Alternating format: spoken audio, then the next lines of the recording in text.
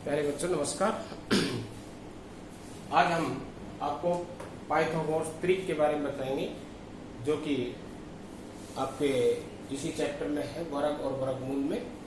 Pythagoras trick, Pythagoras के बारे में तो आप थोड़ा सा जानते ही हैं, 7th क्लास में इसके बारे में आ गया कि पाइथागोरस क्या है।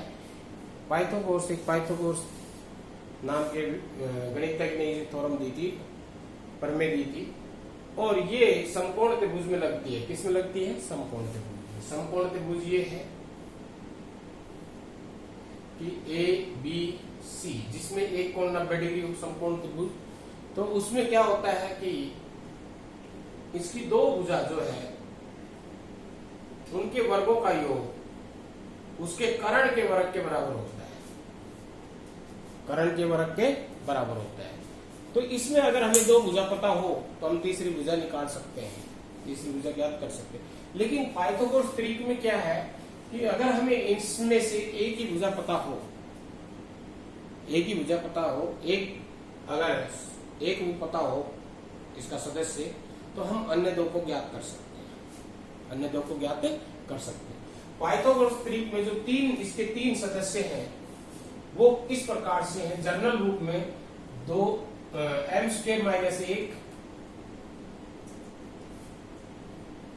दो 2m और m² + 1, ये तीन सदस्य हैं इसके पाइथागोरस ट्रिक के। इसमें से अगर हमें एक पता है तो हम अन्य दो को ज्ञात कर सकते हैं, अन्य दो को ज्ञात कर सकते हैं। यहाँ m कोई भी प्राकृत संख्या है, m क्या है? प्राकृत संख्या, कोई भी प्राकृत संख्या है जो 1 से लेकर के अनंत तक है। लेकिन इसमें एक भी नहीं हो सकता, प्राकृत संख्या है लेकिन प्राकृत संख्या वो भी क्या है? 1 से बड़ी, एक नहीं हो सकता। क्यों? क्योंकि अगर एक होगी तो ये सदस्य 0 हो गया, ये सदस्य 0 हो गया। और किसी भी त्रिभुज की कोई भुजा 0 नहीं हो सकती, किसी भी त्रिभुज की कोई भुजा 0 नहीं हो सकती। तो इसलिए m है वो प्राकृत संख्या है लेकिन 1 से बड़ी है, एक नहीं है, 1 से बड़ी, 1 से बड़ी चाहे कुछ भी हो, तो फिर ये पाइथागोरस ट्रिक है, लागू हो जाएगी। तो हमें ये ध्यान रखना है कि इसके तीन सदस्य कौन कौन से हैं? m² - 1, 2m और m² + 1। इसमें से हमें कोई सा भी एक पता हो, हम अन्य दो ज्ञात कर सकते हैं। कैसे? कि मान लो एक सदस्य है 16, पाइथागोरस ट्रिक का एक सदस्य, एग्जांपल लेते हैं हम, पाइथागोरस ट्रिक का एक सदस्य 16 है, तो अन्य दो सदस्य ज्ञात करना है, अन्य दो सदस्य ज्ञात करने हैं। तो हम पहले इस 16 को इसके बराबर रख के देखते हैं, क्या ये इसके बराबर है या इसके बराबर। अब हमें ये तो नहीं पता कि ये 16 है, ये है या ये है या ये है। ये 16 m² - 1 है या 2m है या m² + 1 है, नहीं पता हमें। तो हम पहले सबसे छोटे के बराबर रख के देखते हैं कि m² - 1 बराबर है 16। अब समीकरण बन गई, बीच में बराबर का निशान आ गया, दो पक्ष हो गए बायां और दायां, तो समीकरण बन गई। समीकरण बन गई तो हम समीकरण को हल कर ले, तो इस एक को इधर ले जाएंगे तो ये माइनस का इधर जाकर के किसका हो जाएगा? प्लस का। m² बराबर किसका होगा? 17 के। m² बराबर किसका होगा? 17 के। यानी कि 17 है वो किसी संख्या का वर्ग, किसी प्राकृत संख्या का वर्ग होना चाहिए। ये इधर वर्ग संख्या है, m² का मतलब है वर्ग संख्या है। पावर 2 है तो वर्ग संख्या होगी, पावर 2 है तो क्या होगी? वर्ग संख्या। तो m² का मतलब है ये तो वर्ग संख्या है, तो ये भी वर्ग संख्या होनी चाहिए, लेकिन पूर्ण वर्ग संख्या होनी चाहिए। लेकिन 17 तो पूर्ण वर्ग संख्या नहीं है, 17 तो पूर्ण वर्ग संख्या नहीं है। हम पढ़ चुके भी हैं कि जिसका इकाई का अंक 7 हो वो पूर्ण वर्ग संख्या नहीं हो सकती। पहले तो हमने इकाई के अंक से ही देख लिया। और वैसे भी हमें 100 तक कितनी पूर्ण वर्ग संख्या होती है हमें पता होना चाहिए। 1 होती है पहली, फिर 4, फिर 9, फिर 16, फिर 25, फिर 36, फिर 49, फिर 64 और 81 और 100। 1 2 3 4 5 6 7 8 9 10। पहली 100 संख्याओं में ये 10 पूर्ण वर्ग संख्या है, ये हमें याद होनी चाहिए। और वैसे भी अगर 7 है तो ये पूर्ण वर्ग संख्या हो ही नहीं सकती। तो इसका अर्थ है कि m स्क्वायर है वो 17 के बराबर नहीं हो सकता जब m प्राकृत संख्या हो।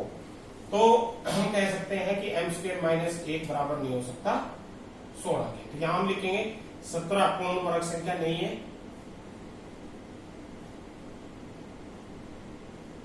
नहीं है, इसलिए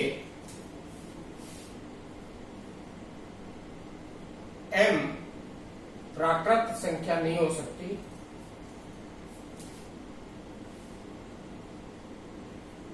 नहीं हो सकती, अतः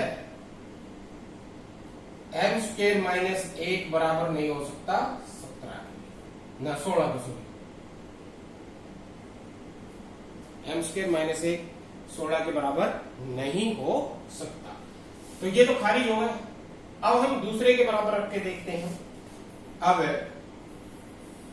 2m बराबर 16, तो m यहां भी समीकरण बनेगी। तो m बराबर किसके होगा 16, ये 2 को इधर लाएंगे बटे में चला गया 8 भागा, तो m बराबर किसके आ गया। तो m का मान है वो प्राकृत संख्या, 8 क्या है प्राकृत संख्या है, m बराबर किसके आया 8 के, और 8 क्या है प्राकृत संख्या है। तो m 8 आ गया, तो इसका मतलब m 8 हो सकता है, m 8 हो सकता है। तो ये तो हो सकता है। अब इसमें भी हम चेक कर ले कि ये हो सकता है कि नहीं हो सकता। तो अगर इसको हम 16 के बराबर रखें तो m स्क्वायर बराबर किसको होगा 16, ये इधर गया तो माइनस 1 होगा, m स्क्वायर बराबर 15 होगा। अब 15 तो पूर्ण वर्ग संख्या नहीं है, 16 है पूर्ण वर्ग संख्या। तो इस प्रकार m यहां भी पूर्ण वर्ग संख्या नहीं है ना, m प्राकृत संख्या नहीं आ सकती। तो हम कह सकते हैं कि m बराबर किसको होगा 8। हमने m की वैल्यू ज्ञात कर ली, तो हम अन्य 2 सदस्य ज्ञात कर सकते हैं। पहला सदस्य ये तो कितना होगा 16, m 8 है तो 2m किसके बराबर होगा 16 के। और ये सदस्य कितना हो गया, तो हम लिखेंगे अन्य सदस्य होंगे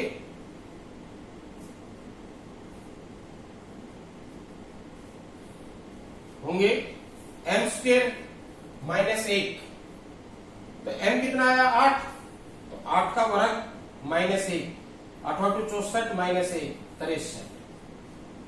और अगर इसके बराबर रखें तो एक m स्क्वायर प्लस 1 बराबर किसको होगा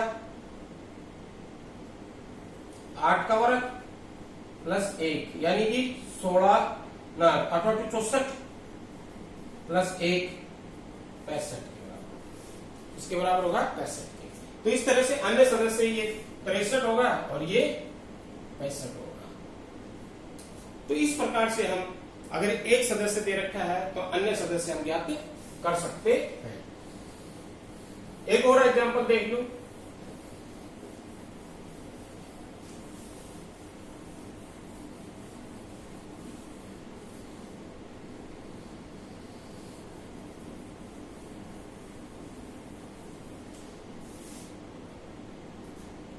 अगर ये है 24, किसके बराबर है 24 की, तो यहां से अगर हम ये रख के देखें m स्क्वायर माइनस 1 बराबर 24, m स्क्वायर बराबर होगा 24 और ये इधर गया तो प्लस का होगा 1, m स्क्वायर बराबर होगा 25, m बराबर 25 पूर्ण वर्ग संख्या है, 25 किसका पूर्ण वर्ग है, किसका वर्ग है 5 का, तो m बराबर किसका आ गया 5, m 5 आ गया। 5 क्या है प्राकृत संख्या, तो यहां से m की वैल्यू निकलेगी 5 प्राकृत संख्या की। तो अन्य सदस्य क्या होंगे,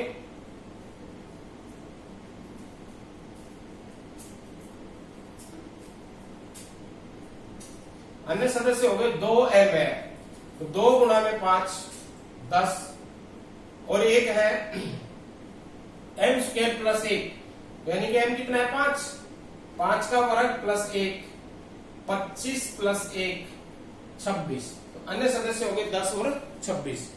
यहां से भी आ सकता है ये 2m बराबर हम रखे कितने के 24 के, तो m बराबर कितना आ गया 24 बटे 12 ना 2 12 भी m बराबर किसके आ गया 12 भी प्राकृत संख्या है,